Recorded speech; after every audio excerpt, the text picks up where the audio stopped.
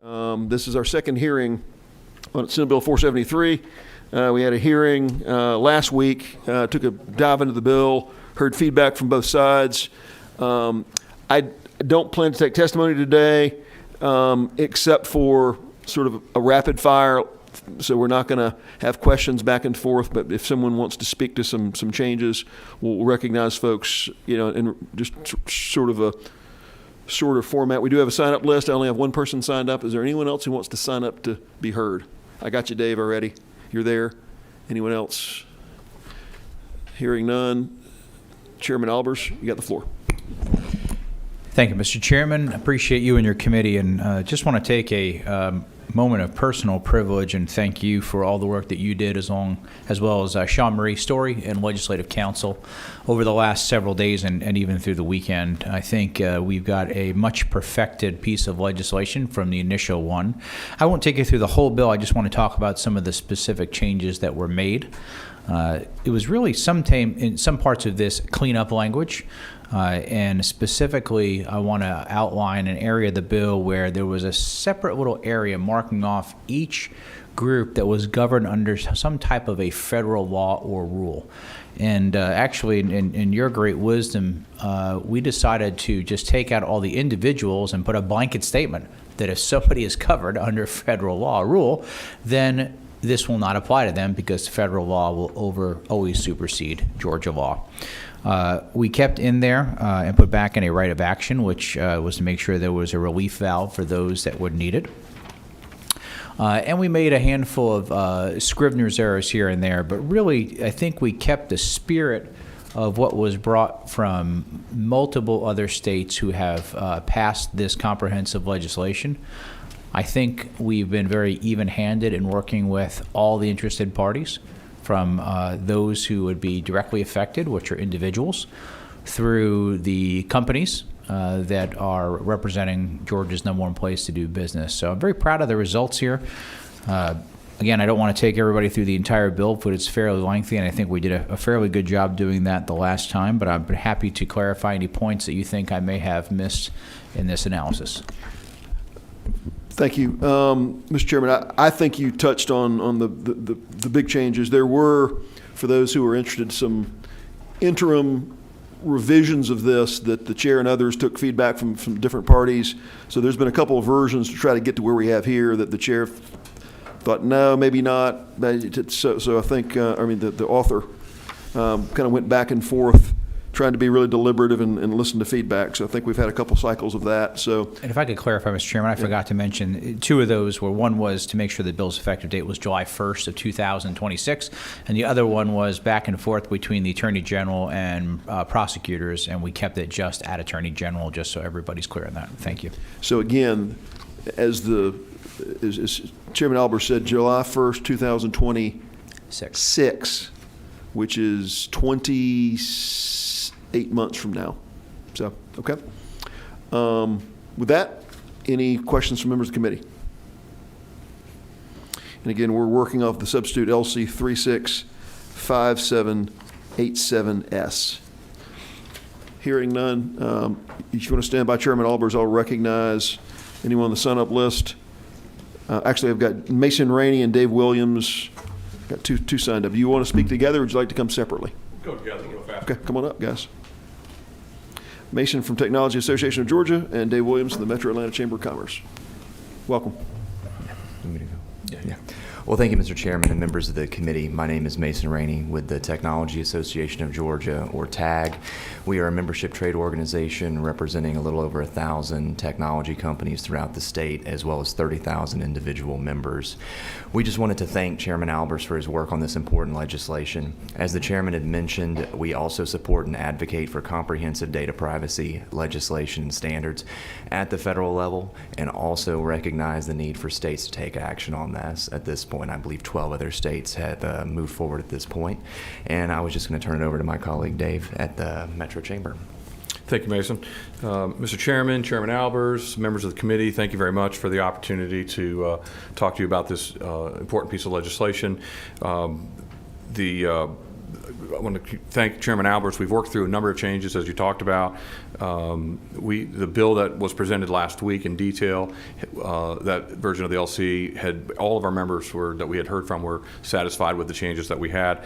Just hearing what Chairman Albers talked about today about the enforcement, that satisfies a question and concerns that some folks had. The effective date is important. The only thing that I'll just point out, we did get the copy of the sub yesterday, circulated that and socialized that with some of our members and investors. We've heard from some of them, but not very many. What we have heard is that their preference would be for what the prior LC showed, where it actually listed the excluded parties just because it was more explicit. The reference to, and I don't know, I'm not an attorney, that's very clear. I'm not a data privacy guru.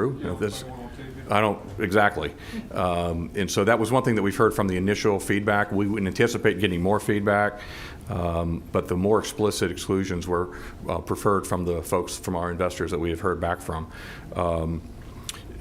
We certainly get that advancing this version of the bill provides more opportunities to work on it.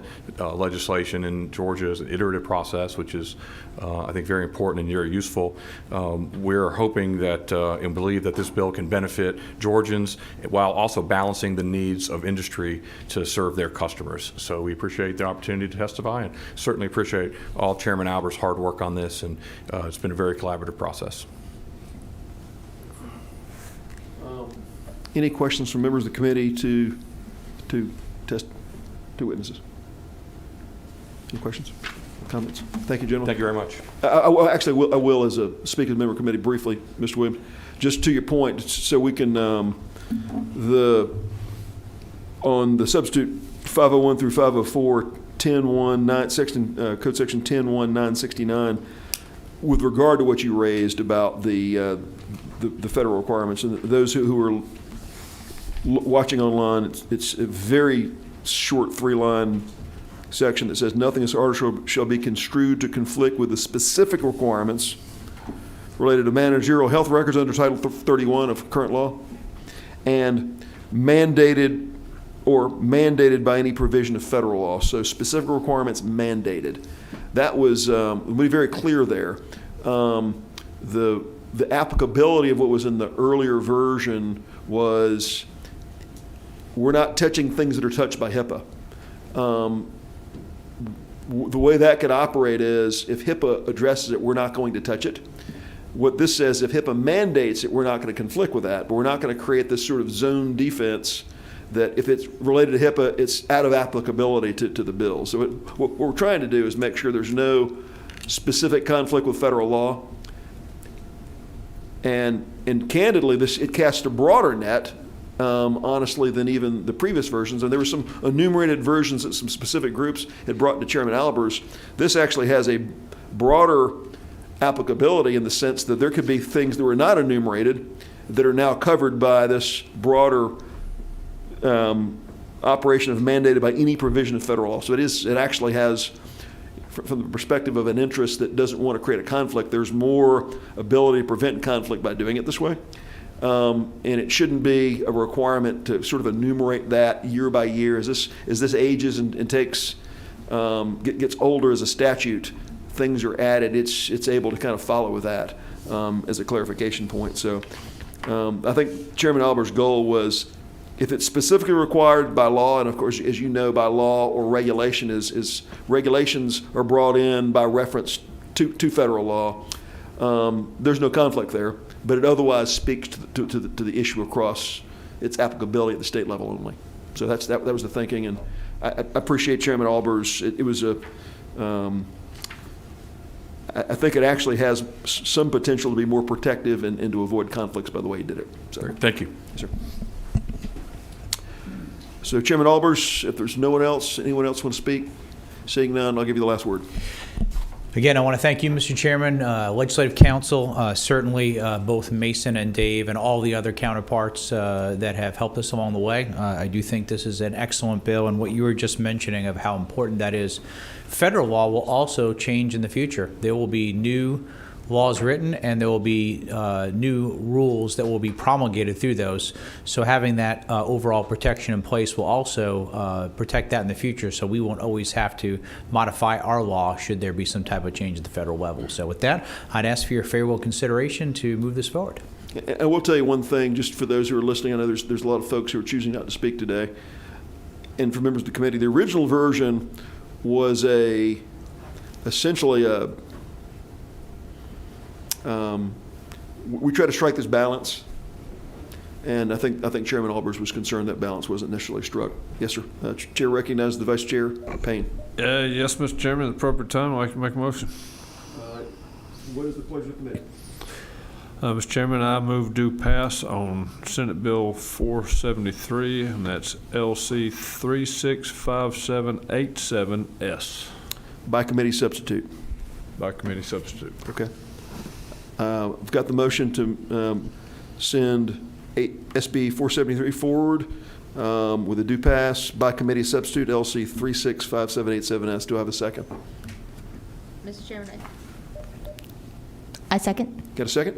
Any discussion on the motion? Hearing none, all those in favor of the gentleman's motion signify by raising your hand. It passes. Thank you very Congratulations. much. Appreciate your time today. Appreciate you guys being here Thank you today. for your work on this. Thank you. We stand